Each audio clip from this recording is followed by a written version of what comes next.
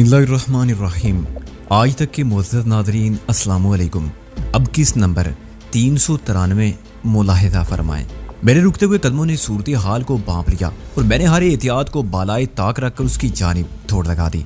हमारे दरमियान इतना फासला था कि अगर वो चाहता तो बासानी हमें निशाना बना सकता था। अगर उसने ऐसा नहीं किया था तो इसका यही मतलब था वो महज हमें खौफजदा करने का इरादा रखता था। उसका ये इरादा मेरे लिए मुफीद था। नकली वजदा ने अपनी साथी को बाहों में संभाल लिया इस तरह कि अब उसका गन बरदार हाथ इस्तेमाल के काबिल नहीं रहा था। इसी कश्मकश में मैंने उस औरत के चेहरे की एक झलक भी देख डाली और वहां मुझे साहिल की सूरत नजर आई। अब मैं कोई धोखा नहीं खा सकता था। वो जो कोई भी थी साहिल के भरपूर मेकअप में थी। ऐन मुमकिन था ये वही औरत हो जिसे आज रात के इब्तदाई हिस्से में मैंने विंडोज ऑफ द वर्ल्ड में देखा था। इस ख्याल के साथ ही मैंने अपनी रफ्तार में इजाफा कर दिया। मेरी देखा देखी मेरे नकली ने अपनी साथी को बगल में दबाया और मुड़कर उसी सम दौड़ लगा दी जिधर वो पहले जा रहा था।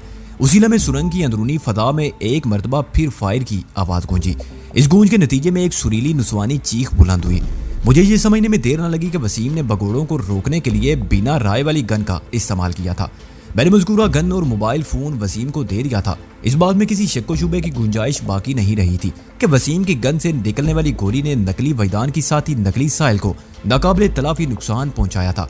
वो किसी मुर्दा छिपकली की मानिंद उसके हाथों से निकलकर संगलाख जमीन पर जा गिरी।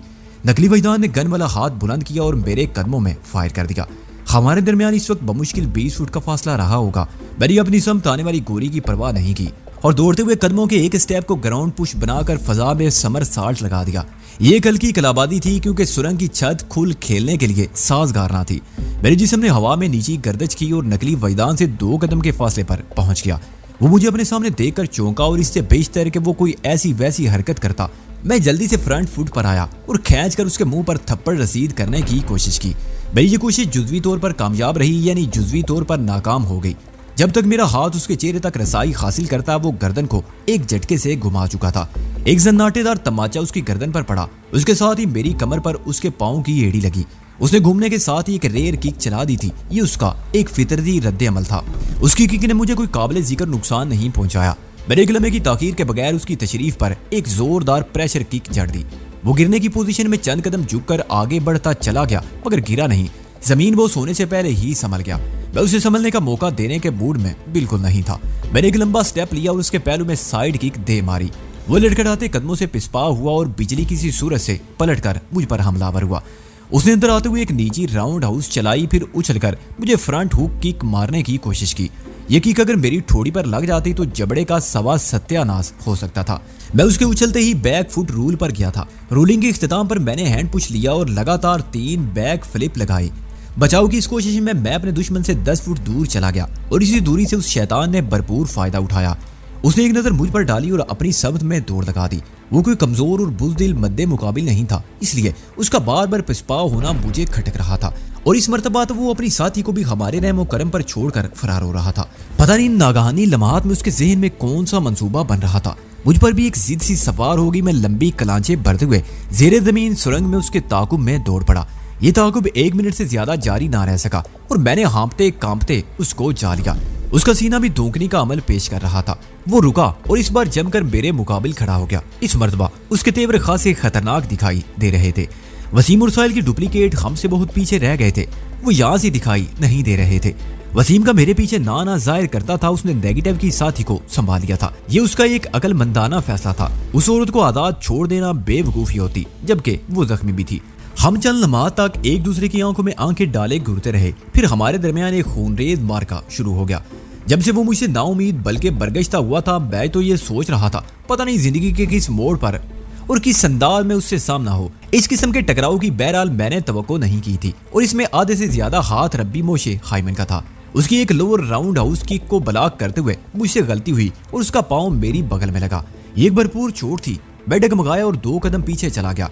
उसे अपने कदमों पर उछलकर एक व्हील फ्लाइंग चला दी। इस बार भी मैं जुज़वी तौर पर खुद को बचा पाया।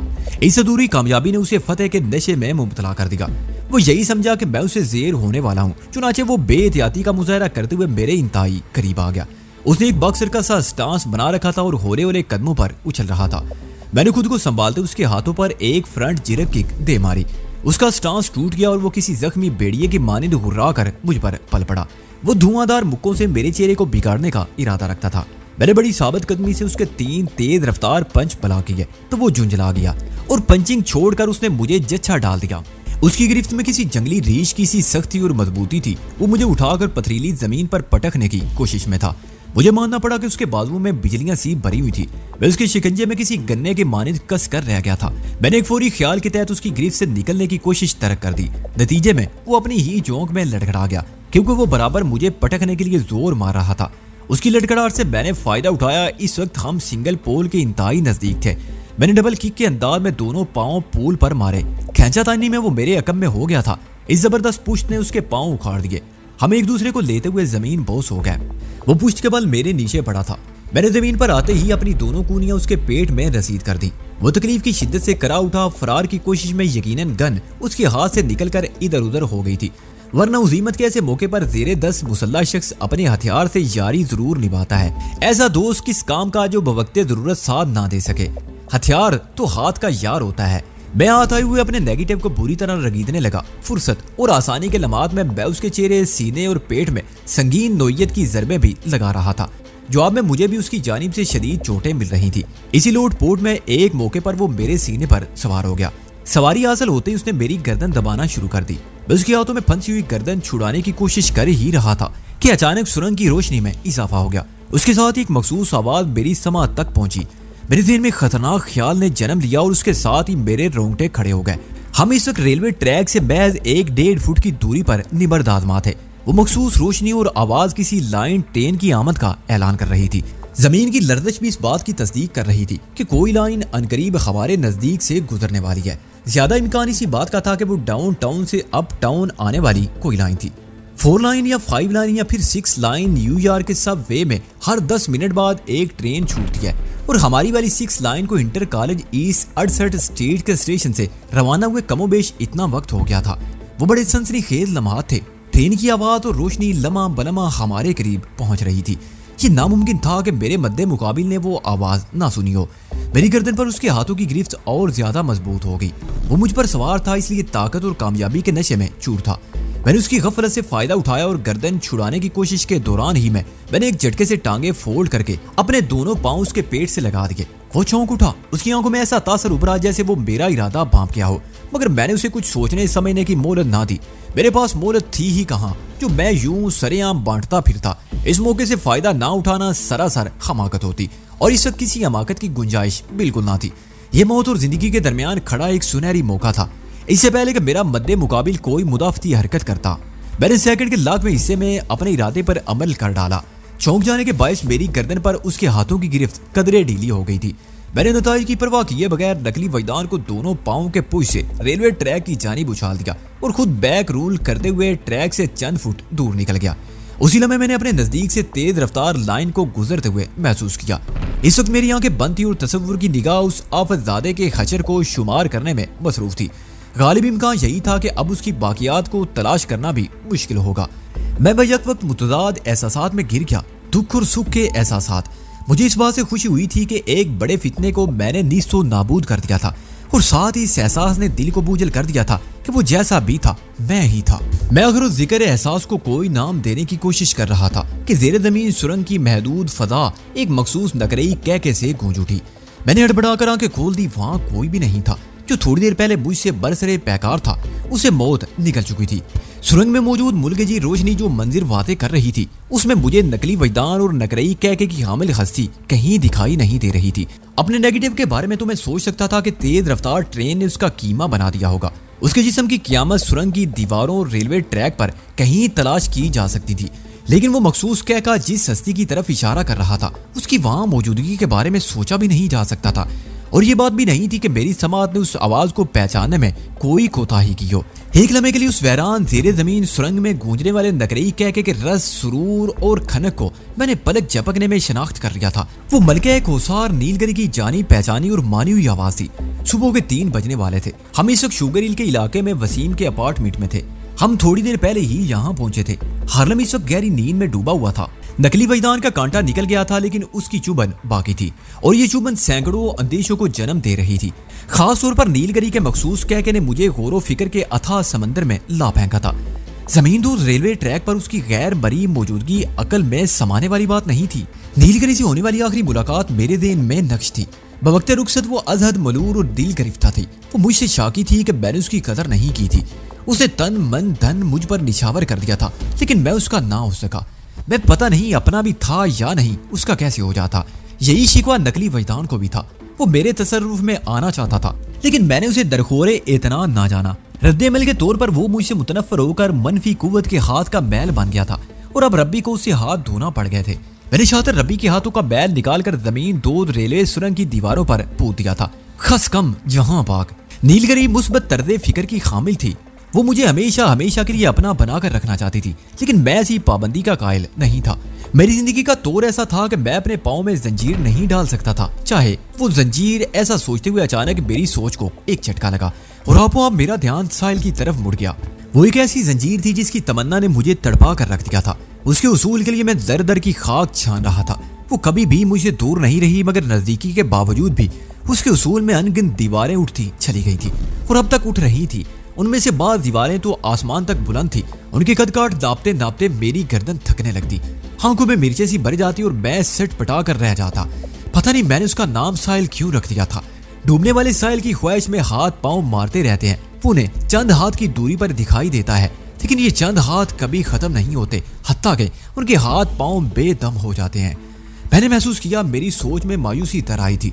ये सेहतमंद निशानी नहीं थी, मगर हर इंसान अपनी नफ्सियात से मजबूर होता है और हालात के पेश नजर उसे गमी और खुशी के दौरे पड़ते रहते हैं, और मैं भी एक इंसान ही तो था। मैंने मायूसी की फजा को ज्यादा देर तक खुद पर तारी नहीं रहने दिया और ज़ेन झटक कर अपनी तवज्जो नीलगिरी की जानिब मबजूल कर दी। उस हुस्न की देवी ने कराची में आखिरी मुलाकात के दौरान में ये दावा किया था कि अब वो कभी मेरे पास नहीं आएगी, बल्कि मुझे अपने पास आने पर मजबूर कर देगी। उसका ये दावा अगरचे अजीबो गरीब था, ताहम अभी तक जुज़वी तौर पर सच्चा साबित हुआ था। यानी उस मुलाकात के बाद से उसने मुझे अपनी झलक नहीं दिखाई थी। यह अलग बात है कि वो मुझे भी अपने पास बुलवाने के लिए मजबूर नहीं कर सकी थी। इस रोशनी में सुरंग के अंदर उभरने वाला नीलगिरी का नकरई कहका मुझे ज़हनी तौर पर उलझा रहा था। मैंने ये सोचकर उस किस्से को दिमाग से झटक दिया कि हो सकता है वो मेरी समात का धोखा हो। ये बड़ा मौसर टोटका है। इंसान किसी भी शय को धोखा करार देकर खुद को बड़ी खूबसूरती से धोखा देने में कामयाब हो जाता है। वसीम मुझसे बहुत सारी बातें करना चाहता था, खास तौर पर नकली वजदान और मेरी बातनी सलाहियतें उसके जहन में उदम मचा रही थी।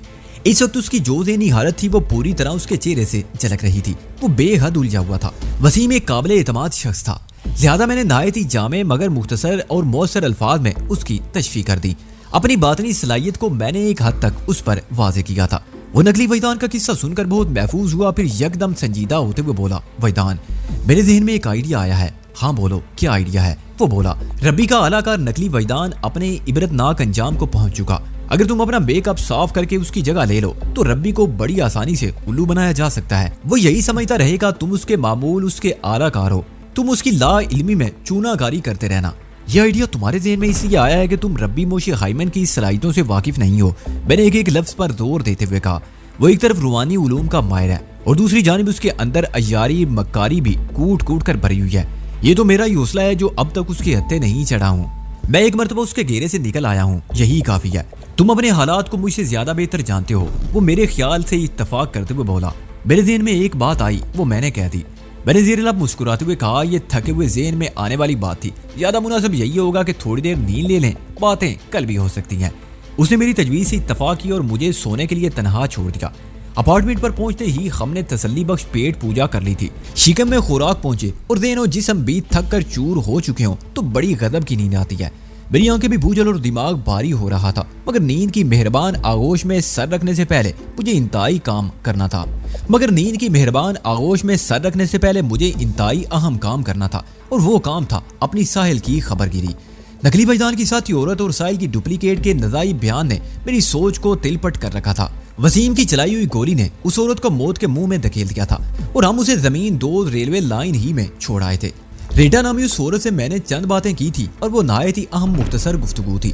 रीटा के मुताबिक रब्बी ने उसे और नकली वजदान को मुझे घेरने के लिए मेन हैटन में छोड़ दिया था। असली साहिल को वॉल स्ट्रीट से हटाने के बाद न्यूयॉर्क से बाहर निकाल दिया गया था। इस वक्त मेरी साहिल कहाँ थी वो इस बारे में कुछ नहीं जानती थी। इसका मतलब था बर्नार्ड ल्यू ने नकली वजदान और असली साहिल के हवाले से मुझसे गलत बयानी की थी। साहिल की न्यूयॉर्क में मौजूदगी और उन दोनों का एक साथ काठमांडू जाने का प्रोग्राम एक फर्दी कहानी के सिवा कुछ न था। बर्नार्ड लियो ने ये मुतदाद बयानात अपनी जिंदगी के बड़े नादक लम्हात में दिए थे और उन नादक लम्हात में उमूमन सच बोलने की कोशिश की जाती है। अब या तो उनमें से एक सच्चा और एक झूठा था या फिर वो दोनों ही हालात की असल हकीकत से लाइम थे।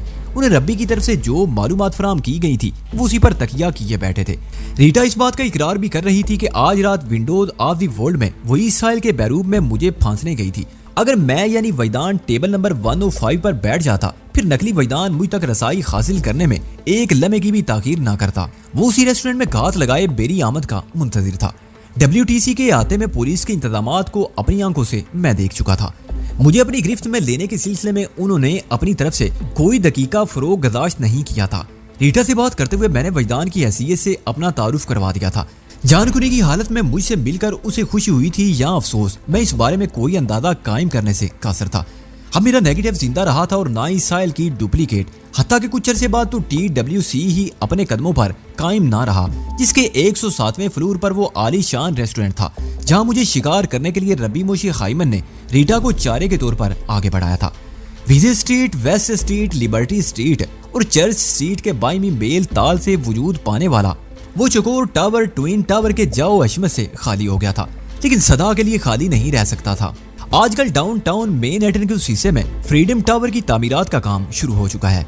अमेरिका को फ्रीडम टावर और स्टैचू ऑफ लिबर्टी जैसी तामीरात का बहुत शौक है। पता नहीं वो इससे ये जाहिर करना चाहता है कि दुनिया में आज़ादी सिर्फ उसी का हक है, दीगर अक़वाम आलम बैज उसकी गुलाम है। मैंने आंखें बंद की और साहिल तक रसाई हासिल करने की कोशिश करने लगा। इस कोशिश में मुझे जल्द ही कामयाबी हासिल हो गई। अगले लम्हे मैं उस माहौल में पहुंच गया। वो एक हवाई जहाज में सफर कर रही थी। इस तसव्वुराती इंकशाफ ने मुझे चौंका दिया। इससे पहले जब मैंने उस तक रसाई हासिल करने की कोशिश की थी तब वो किसी डबल कैबन वैन में बंद बहवे सफर थी। किसी तैयारे में उसकी मौजूदगी तो यही जाहिर करती थी उसे अमेरिका से बाहर ले जाया जा रहा है या फिर न्यूयॉर्क से किसी दूसरी स्टेट में मुंतकिल किया जा रहा है। इस सूरत-ए-हाल ने मुझे ज़हनी तौर पर उलझा कर रख दिया। सबवे 6 लाइन में रहते हुए जब मैंने साहिल को झांका था तो उस वक्त रात के 12:15 बजे थे। गोया उस वाक़े को लगभग 3 घंटे गुजर चुके थे। मैं नहीं जानता था उसे हवाई जहाज में सवार हुए कितना वक्त गुजरा था और ये भी मालूम नहीं था कि उसकी आइंदा मंजिल कहाँ होगी। ये बात भी अभी तक वादे नहीं हो सकी थी कि गुज़िश्ता 1.5-2 दिन से वो कहाँ थी। मैंने उसे एक मखसूस बेडरूम में देखा था। पता नहीं वो बेडरूम अमेरिका में था या नहीं। वॉल स्ट्रीट वाले ठिकाने पर मैंने आखिरी मर्तबा साहिल को सीटल में रहते हुए देखा था। इस वक्त न्यूयॉर्क में रात के कमोबेश 12 बजे थे। अगले रोज मैं न्यूयॉर्क में था और लगभग 10:30 बजे सुबह जब मैंने साहिल के माहौल में दोबारा झांका तो उसका बेडरूम तब्दील हो चुका था। मैं यही समझा कि मैनहट्टन के अंदर रहते हुए उसका ठिकाना बदल दिया गया है, मगर अब मेरा ज़हन किसी और जाविये पर सोच रहा था। रीटा की बात ज्यादा दुरुस्त नजर आ रही थी। वॉल स्ट्रीट से हटाने के बाद साहिल को न्यूयॉर्क ही से बाहर निकाल दिया गया था। कहाँ, अमेरिका ही में या फिर किसी दूसरे मुल्क में? ये ऐसे सवालात थे जिनके तसल्ली बख्श जवाबात सिर्फ और सिर्फ रब्बी मोशी खाइमन ही दे सकता था। साहिल इस वक्त सो रही थी। जहाज के दीगर मुसाफिर भी कमोबेश इसी हालत में थे। जब तक वो तैयारा फजा में था मैं उसकी मंजिल का तयन नहीं कर सकता था। फ्लाइट की हमवारी और मुसाफिरों का सुकून यही जाहिर करता था वो इस वक्त हजारों फुट की बुलंदी पर वह परवाज है। मैं आंखें खोलकर बेडरूम में हाजिर हो गया। जब मैं बिस्तर पर लेटा था तो मुझे शदीद नींद आ रही थी, मगर ताज़ा तरीन सूरत हालात ने मेरी नींद उचाट कर दी। मेरे दिल में फिलफोर रब्बी से राब्ता करने की ख्वाहिश जागी और मैं एक झटके से उठकर बैठ गया।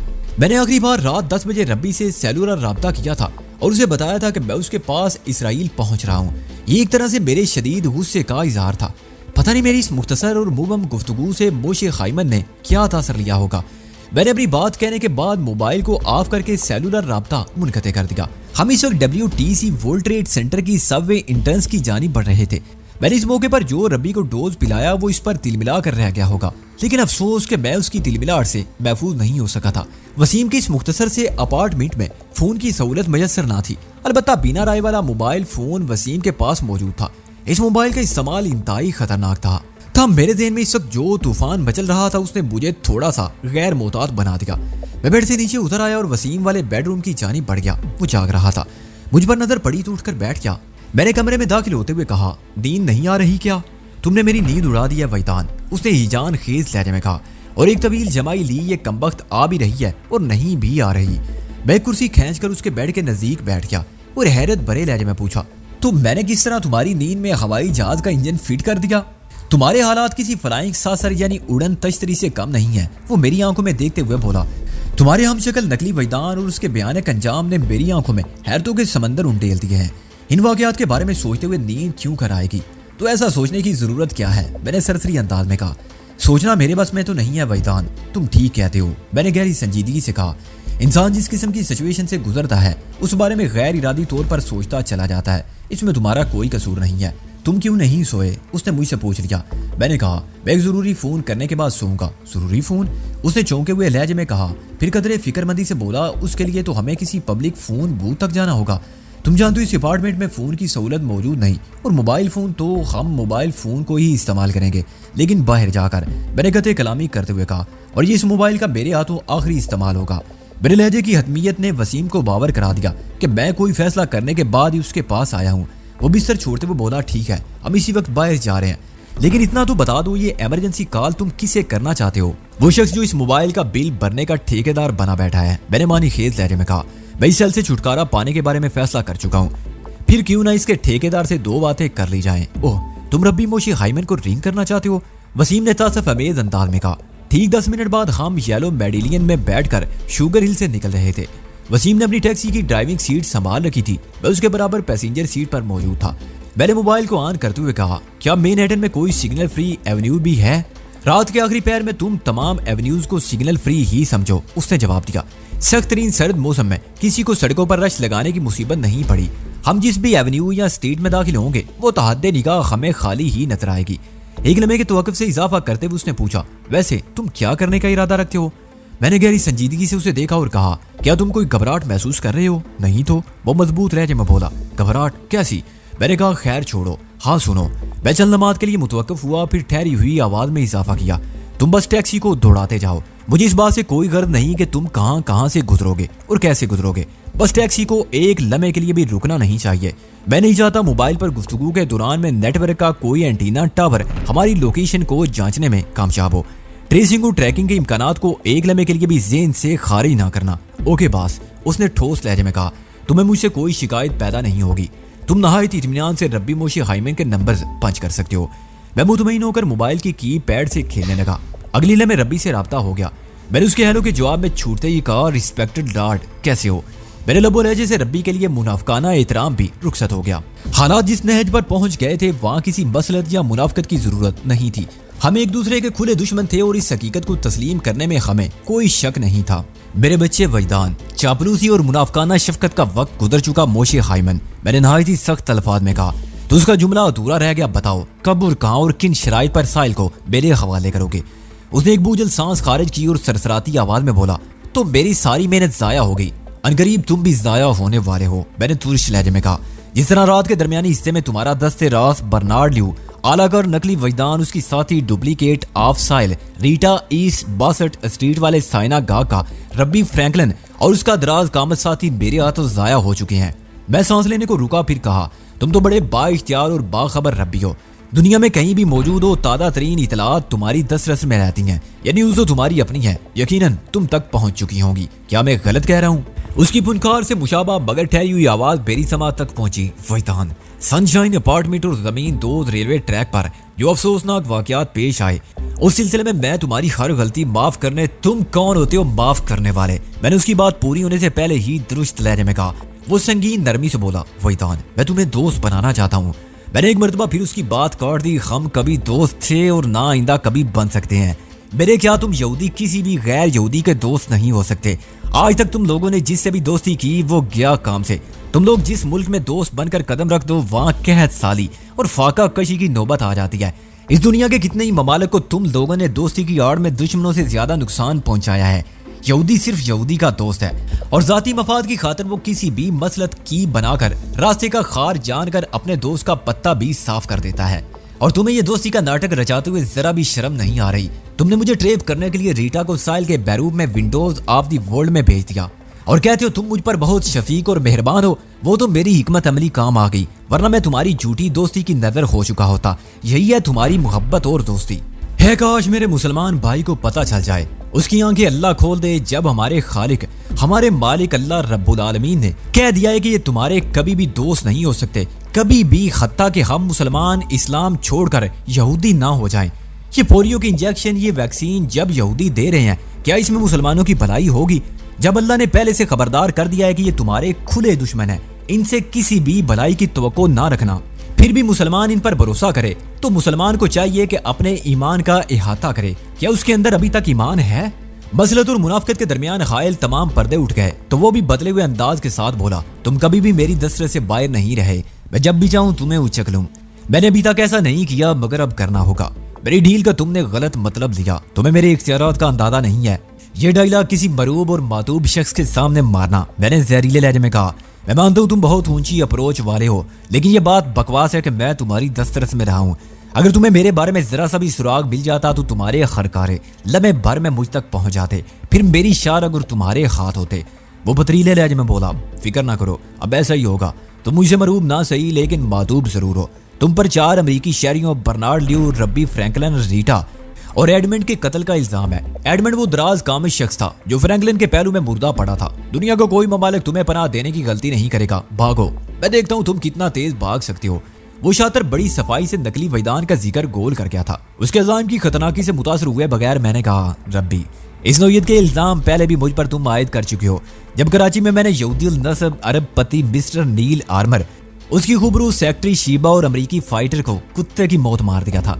एक लम्हे को मुतवक्कफ होकर मजीद मैंने कहा, माउंट मैकलेली की बादी गुजरगाह से फरार होते वक्त भी मैंने यूएस आर्मी के चंद अफराद को नुकसान पहुंचाया था, और यहाँ मैनहट्टन में अल्फ्रेड ग्राम साइमन को मैंने जिस सजाब से गुजारा है वो भी तुमसे मख्फी नहीं। और आइंदा भी जो फितना परवर यहूदी मेरे हाथों, सब जुमला पूरा होने से पहले ही वो इसरारी आवाज मेरी समाज से टकराई, इन सब अमवात को तुम्हारे खाते में दर्ज किया जाएगा।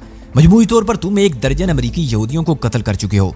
तुम सिर्फ मातूब ही नहीं बल्कि मतलूब की हैसियत इख्तियार कर चुके हो, most wanted person for mean and states.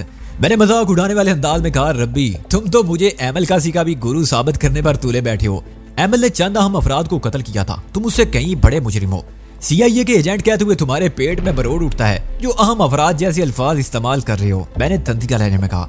वो मेरे तंज को नजरअंदाज करते हुए कहता चला गया, एमल का जुर्म उसे पूरी दुनिया में दौड़ाता फिरा और मिलाकर हमने उसे गिरफ्तार कर ही लिया, और वो भी तुम्हारे ही मुल्क से।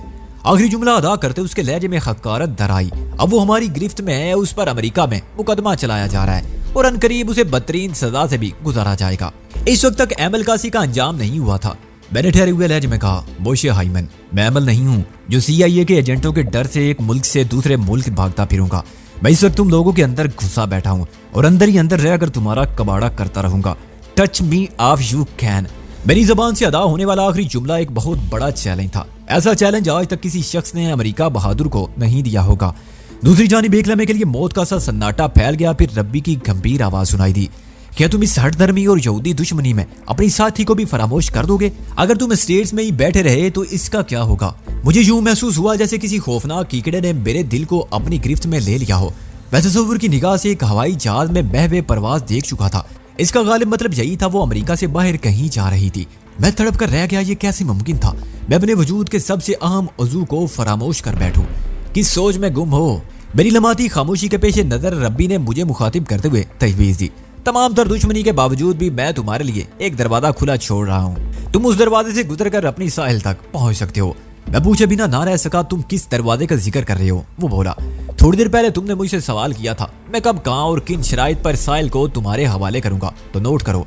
वो एक लम्हे को मुतवक्किफ हुआ, फिर अपनी बात को आगे बढ़ाते हुए कहने लगा, ये शराइतनामा सिर्फ एक नन्ही सी फरमाइश पर मुश्तमिल है।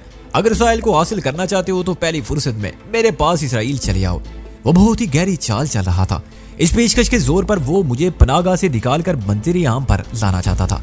ये एक तरह से उसकी नाकामी का एतराफ भी था। ये उसके झूठ की खुली दलील भी थी कि वो जब और जहां चाहे मुझे अपनी गिरफ्त में ले सकता है। मैंने किसी बहस में पढ़ने की बजाय उसे कहा, इसराइल आने की दावत तो तुम मुझे इस तरह दे रहे हो जैसे साहिल भी वहां मौजूद हो। तुम्हारा अंदाजा बिल्कुल दुरुस्त है। वो रोबदार आवाज में बोला, सिर्फ इतना बता दो कब और किस फ्लाइट से इसराइल पहुंच रहे हो। एयरपोर्ट पर मेरे खास आदमी तुम्हारे इस्तकबाल के लिए मौजूद होंगे। वो तुम्हें सीधा मेरे ठिकाने पर पहुंचा देंगे। रब्बी, मैं तुम्हारे ज़र्फ और मेहमान नवाजी को सल्यूट करता हूँ। मेरे अल्फाज में तंज के नश्तर छुपे हुए थे। दर्जन भर अफराद के कातिल को तुम कितनी कुशादा दिली और खंदा पेशानी से अपने यहाँ आने की दावत दे रहे हो। ये भी दुश्मनी का एक अंदाज है। वो फखरिया लहज में बोला, तुम्हारी मुजरिमाना हैसियत अपनी जगह, लेकिन अगर तुम अमेरिका से इसराइल आ जाते हो तो मैं अपना वादा जरूर पूरा करूंगा। तुम साहिल को यहाँ पाओगे। मेरी उससे बात कराओ। मैंने अचानक एक बाउंसर मारा। वो मक्कारी से बोला, वो इस वक्त बात ले रही है, अभी अभी सोकर उठी है। सॉरी, मैं तुम्हारी फरमाइश पूरी नहीं कर सकता। मुझे उसकी अय्यारी पर गुस्सा आ गया। बेसाख्ता मेरे मुंह से निकला, काश लाखों करोड़ों यहूदियों को ये पता चल जाए कि उनका रब्बी मुरब्बी कितने फराटे से झूठ बोलता है। टेढ़ी सूरत वाले किसी शख्स को आईना दिखाया जाए तो वो गुस्से से पागल हो जाता है। रब्बी की सीरत में टेढ़ और नीयत में फेर था। मेरे अल्फाज की तलखीन उसे आतिशे ज़ीरपा की कैफियत में पहुंचा दिया और बरहमी से बोला, क्या बक रहे हो? मैं ये फरमा रहा हूँ कि साहिल इस वक्त एक हवाई जहाज में सफर कर रही है। दूसरी जानिब मुतासफाना खामोशी छा गई। फिर रब्बी की सरसराती आवाज उभरी, इसका मतलब है तुम्हारे बारे में मेरा हर अंदाजा दुरुस्त है? मैंने उसे पूछने की जरूरत महसूस नहीं की कि वो मेरे बारे में किस किस्म की अंदाजेबाजी करता रहता है। रब्बी का वादे इशारा मेरी उस मख्फी सलाहियत की जानिब था जिसके तफैल में साहिल की वकूफ पदीरी से आगाह हो गया था। अगली लम्हे रब्बी की ठहरी हुई आवाज मेरी समा तक पहुंची। ठीक है वैतान, मैं तुम्हें अपग्रेड कर रहा हूँ, ओवर ग्रेड और डी ग्रेड ना करना, मुझे इससे बहुत डर लगता है। मैंने तमस्कराना अंदाज में कहा, बाकी सब ग्रेड चलेंगे। वो मेरे तंज और तमस्सुर को नजरअंदाज करते हुए बोला, अगर तुम्हारी साथी इस वक्त तैयारे में है तो मेरे ही हुक्म पर है। इस वक्त जहाँ इसराइल में दिन के 12 बजने वाले हैं। जब न्यूयॉर्क की घड़ियां इस वक्त को छुएंगी तो साहिल मेरे पास पहुंच चुकी होगी और अब उसकी हैसियत मेहमान की नहीं बल्कि कैदी जैसी होगी। तुम अपनी किसी भी ज़हनी और रूहानी सलाहियत के बलबूते पर उस तक कभी भी रसाई हासिल नहीं कर सकोगे। तुम जानते हो मैं अमलियात के शोबे में क्या कर सकता हूँ। न्यूयॉर्क में तो 12 बजे गए ही, मैंने तुम्हारे भी 12 नहीं बजा दिए तो मेरा नाम भी रब्बी मोशी खाइमन नहीं। मैं देखता हूँ तुम कब तक किस बल में छुप कर बैठे रहते हो। मैं तुम्हारे लिए ऐसा शीरा लगाऊंगा कि किसी दीवानी मक्खी के मानिंद तुम सर दनते हुए मेरी जानिब लपकोगे। इसराइल मेरे कदमों में पहुंचोगे। मैं तुम्हारे लिए इजराइल बनकर इसराइल पहुंचूंगा। मैंने धमकी देने वाले अंदाज में कहा, विश यू बैड लक लूशे डेमन।